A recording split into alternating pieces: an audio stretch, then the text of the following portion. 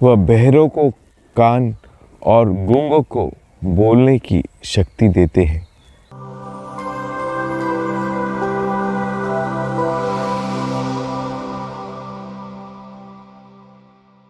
क्रिस्त में मेरे प्रिय भाइयों और बहनों, सुनना और बोलना दो ऐसी हमारी इंद्रियां हैं या शक्तियां ईश्वर द्वारा दी गई है, जिससे हम हमारे व्यक्तित्व को संसार में प्रदर्शित करते हैं।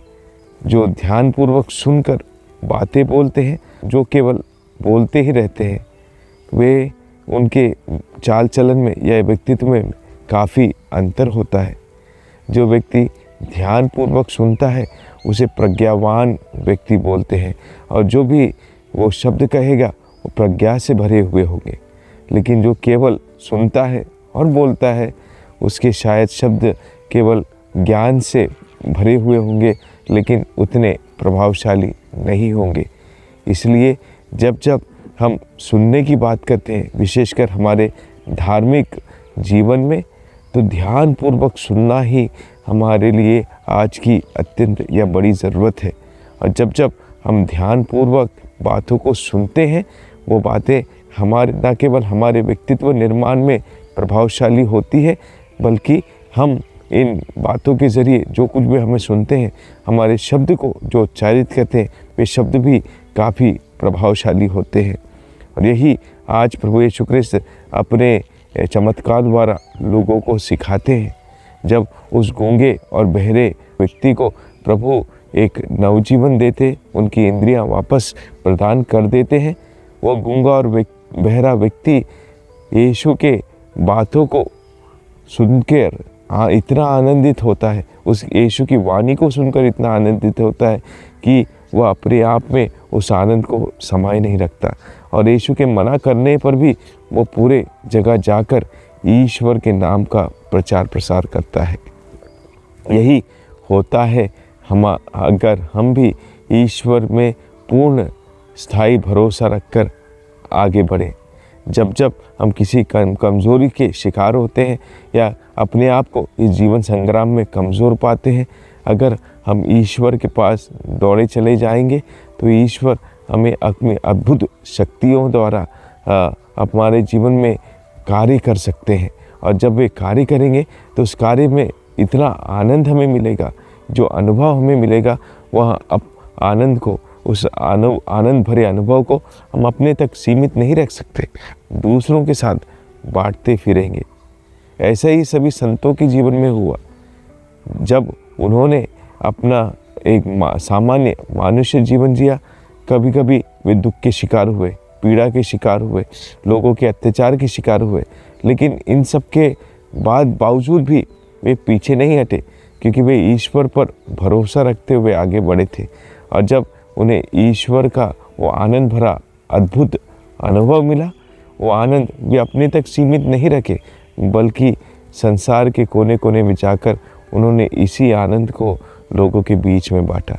और आज भी कई सारे ऐसे वक्ता हैं, कई सारे ऐसे ईश्वर द्वारा छुए हुए व्यक्ति हैं जिनका स्पर्श जिनको ईश्वर का स्पर्श मिला है, और जो आज ईश्वर के प्रचार प्रसार कार्य में पूर्ण रूप से लगे हुए हैं।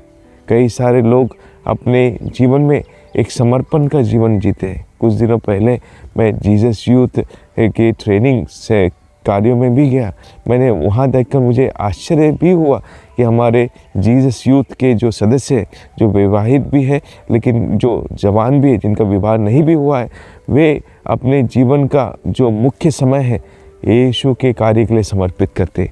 1 साल, 2 साल या जितने भी साल का पूर्ण समर्पण वे करते हैं। कुछ परिवार ऐसे भी हैं जो अपना सब काम वगैरह छोड़कर भी यीशु के कार्य में 1 साल के लिए एक समर्पित जीते हैं, 2 साल के लिए, 3 साल के लिए, जितना दिन ईश्वर उन्हें चुनकर इस कार्य के लिए आगे लाया है, वह समर्पित जीवन जीते हैं, पूर्ण ईश्वर पर भरोसा और आस्था रखते हुए। ये एक बड़ा ही अद्भुत दृश्य या अनुभव मुझे मिला जब मैं इन युवाओं से मिला, जो अपने परिवार को भी चलाते एक अच्छा व्यक्ति बनकर, और उसके साथ साथ में विश्वास को बांटने भी अपना योगदान दे रहे हैं।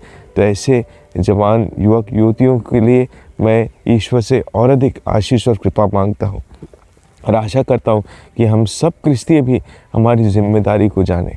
हम सब बपतिस्मा प्राप्त इस व्यक्तियों को ईश्वर ने अपने अद्भुत रीति से छुआ है, स्पर्श किया है, और इस स्पर्श को पाकर हम उस आनंद को महसूस करना चाहिए। हर कोई, किसी को ईश्वर ने आनंदित रहने का वरदान दिया। इसलिए वचन में भी प्रभु हमसे कहता है, थिस्सलुनीके के नाम पहला पत्र अध्याय 5 16 से 18 में वचन कहता है, हर समय आनंदित रहो, हर समय आनंदित रहो, निरंतर प्रार्थना करते रहो और सब कुछ के लिए ईश्वर को धन्यवाद दो। मेरे प्रिय भाई और बहनों, यही उस व्यक्तियों के साथ आज के चमत्कार में, सुसमाचार में हमने सुना। आज हम संत सिरिल और संत मेथिदियुस का भी पर्व मनाते हैं, जो दोनों अपने एक भाई होकर दोनों संबंधी थे और उन्होंने ईश्वर के राज्य के प्रसार कार्य में अपना पूरा योगदान दिया। ईश्वर के आनंद से जब हम भर जाते हैं तो हम दुनिया में उस आनंद को बांटने का कार्य में लग जाते हैं। इसी से हमें ईश्वर के साथ जुड़े रहना है और ईश्वर की प्रेरणा पाकर संसार में इस आनंद को बांटते रहें, ताकि इस संसार से जो दुख है, दर्द है, गम दूर हो जाए और प्रभु का राज्य स्थापित हो जाए। आइए ऐसी कृपा के लिए ईश्वर से प्रार्थना करें। आमीन।